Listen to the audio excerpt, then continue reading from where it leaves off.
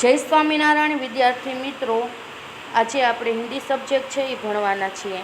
તો આપણે પાઠ છે એ 8મું ભણીશું, ભરત મિલાપ. તો તમને રામાયણની અંદર ખ્યાલ છે કે રામાયણની અંદર છે એ જ્યારે રામ વનવાસ જતા હોય છે ત્યારે એના માતા જે કંઈ કંઈ હોય છે એણે એવી જીદ કરી હોય છે કે ગાદી છે એ ભરત સંભાળે. પણ ભરત છે અને રામ છે એના મોટા ભાઈ છે અને એના એટલા બધા પ્રિય હોય છે કે એ છે એ ગાદીએ છે એ બેસતા નથી, એ ના પાડે છે. અને રામ છે એને પોતે વનવાસ જ્યારે જતા હોય છે ત્યારે એની પાસે જઈને જે રામ છે એ પહેરતા હોય ખડાવ પગમાં, ખડાવ કોને કહેવાય કે લાકડાની એક લાકડું હોય એના ચપ્પલ જેવું હોય અને ઉપર છે એ ખાલી ડટ્ટી હોય જે એક અંગૂઠામાં રહી શકે, એને ખડાવ કહેવામાં આવે છે. તો એ જે ખડાવ હોય છે રામે જે પહેરી હોય છે કે આપણે ગુજરાતી ભાષામાં એને કહીએ કે પાદુકા, તો એ પાદુકા જે છે એની એ પાદુકા છે એ લઈને આવે છે ભરત. અને ભરત છે એ ગાદી ઉપર ના બેસતા એ ખડાવ છે એ રામ જ્યાં સુધી 14 વર્ષ સુધી આવે ત્યાં સુધી તેને ગાદી ઉપર છે એ ખડાવ રાખીને એની પૂજા કરે છે અને સિંહાસન ઉપર એને બેસાડે છે. એટલે કહેવામાં આવ્યું છે કે ભાઈ હોય તો ભરત જેવો, બરાબર છે. ભાઈ છે અત્યારે ભાઈના પ્રેમ છે જ્યારે વાત કરવામાં આવતી હોય ત્યારે બધા એમ કહે છે કે ભરત જેવો ભાઈ હોવો જોઈએ, કે જે મોટા ભાઈ છે એની આજ્ઞા માને અને એને એટલો પ્રેમ કરતો હોય છે. તો આવું સરસ મજાનું છે ભરતનો મિલાપ. જ્યારે રામ વનવાસ ગયા હોય છે ત્યારે ભરત તેને મળવા માટે જાય છે અને રામ અને ભરતનો મિલાપ કઈ રીતે થાય છે એ સરસ મજાનું અહીંયા નાટક પ્રકારનો છે એ પાઠ આપણને કહેવામાં આવ્યો છે. તો આપણે જોઈએ કે ભરત મિલાપ છે एनी अंदर माता पिता की आज्ञा का पालन करने हेतु राम वन में गए, उनके साथ सीता भी गई. भरत को इस बात का पता चलने पर वे अयोध्या के सिंहासन पर नहीं बैठे, अपितु सिंहासन पर राम की खड़ाव रखकर उन्हें सेवक की भांति राजकाज किया. इसीलिए कहा है भाई हो तो भरत जैसा. माता पितानी आज्ञा मानी कई कई છે એને વચન માંગ્યું હતું તો એ વચન છે એનું પાલન કરવા માટે છે એ રામ છે એ વનમાં ગયા. એ તમને રામાયણની અંદર ખબર હશે.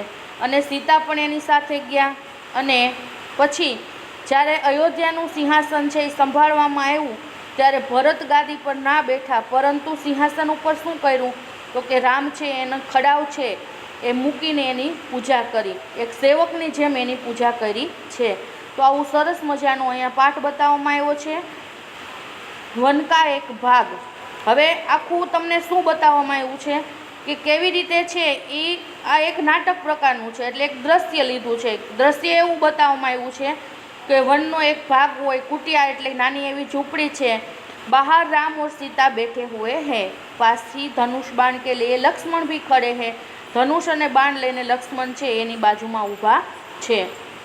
राम भाई लक्ष्मण जरा देखो यह आवाज़ कहाँ से आ रही है. राम છે એની સાથે લક્ષ્મણ પણ ગયા હોય છે વનમાં.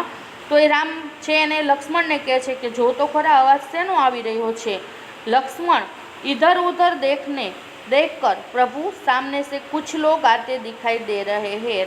લક્ષ્મણ છે એ રામને શું કહે છે કે થોડાક લોકો છે સામેથી આવી રહ્યા હોય તેવું લાગી રહ્યું છે.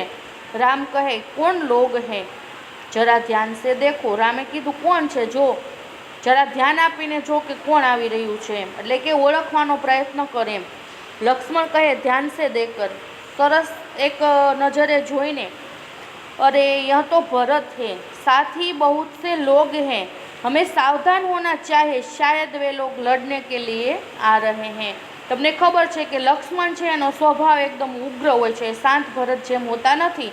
લક્ષ્મણ ક્રોધી હોય છે, એટલે એનું એવું લાગે છે કે સામેથી છે એ ભરત છે એ આવે છે, ઘણા બધા લોકોને સાથે લઈને આવે છે, એટલે કદાચ એ આપણી સાથે યુદ્ધ કરવા માટે આવતા હોય એવું લાગી રહ્યું છે, પણ એવું હોતું નથી.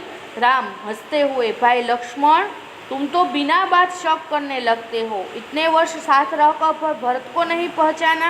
શું કીધું એ કે રામને હસતા હસતા કીધું કે લક્ષ્મણ એ ખોટે ખોટો તું એ શક કરસ, શંકા કરસ, કે તું આટલા વર્ષ એની સાથે રહ્યો છતાં તું કે ભરતને ઓળખી શક્યો નહીં. એટલે એમ કે એવું છે નહીં કાંઈ, એમ તને એવું લાગી રહ્યું છે માત્ર. લક્ષ્મણ उत्तेजित होकर, उत्तेजित એટલે એકદમ ક્રોધિત થઈને, पहचान क्यों नहीं, उसी माँ का तो बेटा है जिसने वनवास दिलाया। એ કે હું ઓળખું જ છું એને, કે ખબર જ છે કે એ જ માનો દીકરો છે ને કે જેણે આપણે 14 વર્ષ વનવાસ અપાયો, બરાબર છે ને। કઈ છે એ પણ એની માતા હતા, ભરતની માતા કઈ હતા, એટલે એના કહેવાથી 14 વર્ષ વનવાસ છે એ રામને આવવું પડે છે। સીતા કહે इसमें बेचारा भरत का क्या दोष। सीताजीએ શું કીધું, એમાં ભરતનો કોઈ દોષ છે નહીં। લક્ષ્મણ लीजिए सब लोग इधर ही आ रहे, જોઈ કે આ બધા લોકો અહીં જ આવી રહ્યા છે। भरत दौड़ते हुए कुटिया के निकट आते हैं, निकट એટલે પાસે, ઝૂંપડીની પાસે ભરત દોડતા દોડતા આવી રહ્યા છે। ઉનકી આંખો સે આંસુ બહ રહે, એને એટલું બધું દુઃખ થાય છે હૃદયમાં રામ પ્રત્યે કે એને 14 વર્ષ મારા હિસાબે અયોધ્યાથી જંગલમાં જવું પડતું હોય છે, એટલે એને બહુ દુઃખ થાય છે, એનું હૃદય એકદમ દુઃખી થઈ ગયું હોય છે, એટલે રડતા રડતા એના આંસુ છે એ આંખમાંથી નીકળી રહ્યા છે। વે રામ કે ચરણોं में પડતે હે, રામને પગે લાગે છે। રામ ભરત કો ઉઠાકર ગળે લગા લેતે હે, રામે શું કર્યું, એને ભેટા અને એને એકદમ ગળે લગાડીએ છે, એટલો બધો હેત કરે છે। ભરત કહે રોતે હુએ મુझे ક્ષમા કીજીએ પ્રભુ, પોતે બોલો માફી માગે છે એના મોટા ભાઈની રામને કે મને માફ કરી દો। આપકો વનવાસ દિલાને મેં મેરા કોઈ હાથ નહીં, પોતે સ્પષ્ટતા કરે છે કે જે આ વનવાસ મેં અપાયો છે એ મેં નથી અપાયો, એમ મારી માની જીદને હિસાબે તમારે વનવાસ જવું પડ્યું છે। આપ મુझसे બડે હે, આપ હી કો રાજા બનાના ચાહીએ, તમે કે મારાથી મોટા છો અને તમારે જ રાજ્ય, તમને ખબર છે કે જ્યારે રાજગાદી સંભાળવાની આવે ત્યારે જ્યેષ્ઠ પુત્ર એટલે કે જે રાજા હોય છે એની ઘણી બધી રાણી હોય છે। એ વખતે એવી પ્રથા હતી, એક પત્નીનું નહોતો, અત્યારે આપણે એક પત્નીની પ્રથા છે, પણ ત્યારે એ વખતે તો એકથી વધારે રાણીઓ હતી રાજાને, તો એમાં સૌથી મોટો જે પુત્ર હોય એને રાજગાદી ઉપર બેસાડવામાં આવતો। એટલે કીધું આપ ही રાજા બનના ચાહીએ, કે મને ખબર છે તમારે જ રાજા બનવું જોઈએ, મેં આપકો લેને આયા, હું તમને લઈ જવા માટે આવ્યો છું અયોધ્યા એમ।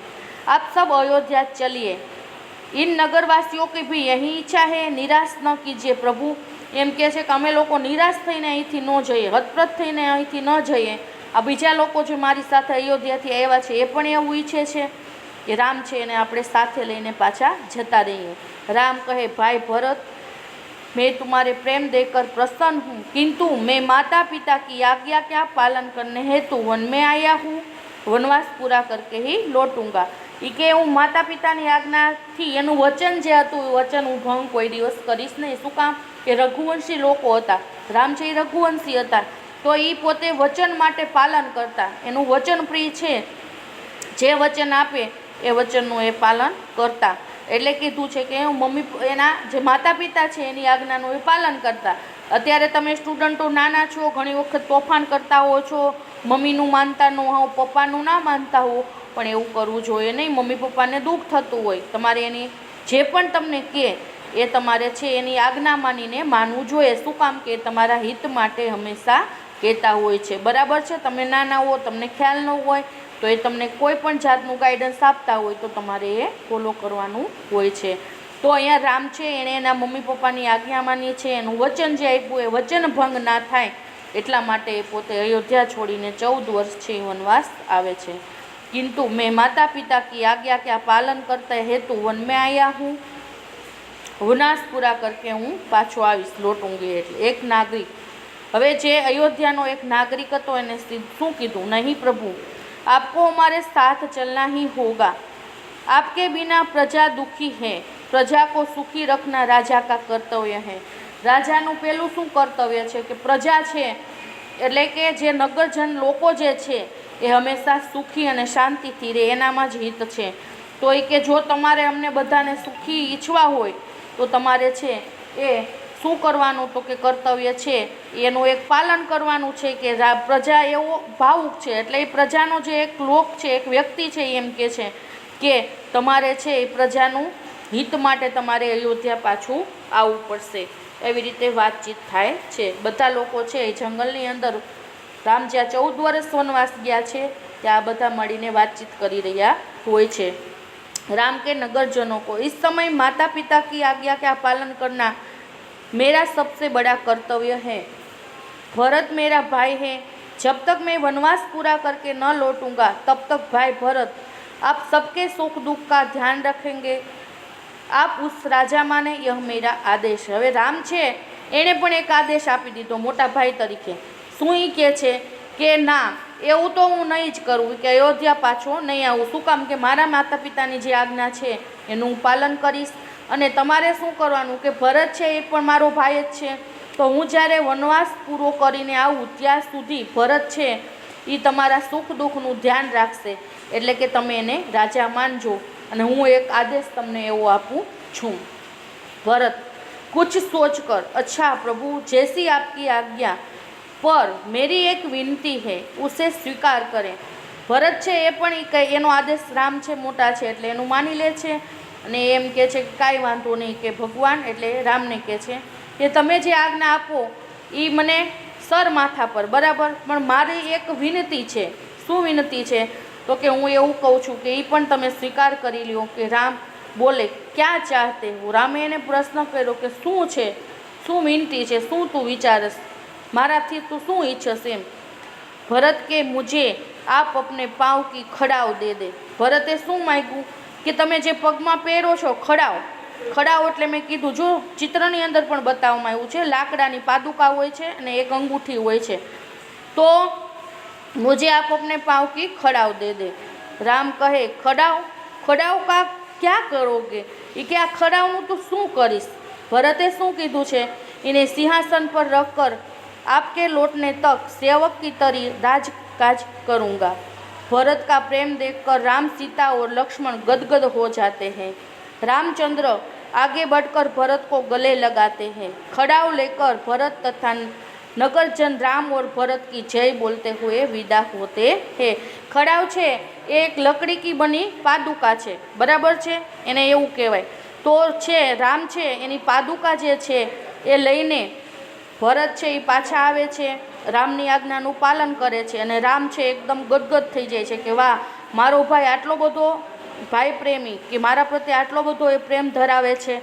તો ખડાવ લેકર ભરત તથા નગરજન રામ ઓર ભરત કી જય બોલતે હુએ વિદા હોતે हैं. જે લોકો છે અયોધ્યાથી લોકો આવ્યા છે એ અને રામની સાથે એ લોકો છે એની વિદાય લે છે અને ભરતની સાથે અયોધ્યા છે એ પાછા ફરે છે. તો સરસ મજાનો પાઠ છે, બંને ભાઈનો પ્રેમ કેવો હોય છે એવું સરસ મજાના પાઠની અંદર આપણને સમજાવવામાં આવ્યું છે. એટલે પણ એક કહેવત છે કે ભાઈ હો તો ભરત જેસા. ભાઈ કોનો હોવા જેવો હોય છે? તો કે ભરત છે એ ભરત જેવો ભાઈનો પ્રેમ હોવો જોઈએ. તો આવી રીતે છે અહીંયા તમારો આ પાઠ છે એ આપણે આજે પૂરો કરીએ છીએ, બરાબર છે. નેક્સ્ટ વિડીયોમાં ફરી પાછા આપણે હિન્દી સબ્જેક્ટ ભણીશું. તો આ તમને પાઠ બરાબર સમજાઈ ગયો હશે એવી હું આશા રાખું છું. તમારે આની અંદર પેજ નંબર જે છે એ પેજ નંબર તમારે જે પહેલું પેજ છે આખું ભરત મિલાપ છે એ સારા અક્ષરે સરસ મજાનું પેરેગ્રાફ એક વ્યવસ્થિત રીતે લખી નાખજો. ઘરે તમારું રાઇટિંગ સુધારવાનો પ્રયત્ન કરજો. ચાલો નેક્સ્ટ વિડીયોમાં ફરી પાછા મળીશું. જય સ્વામિનારાયણ, જય જલારામ.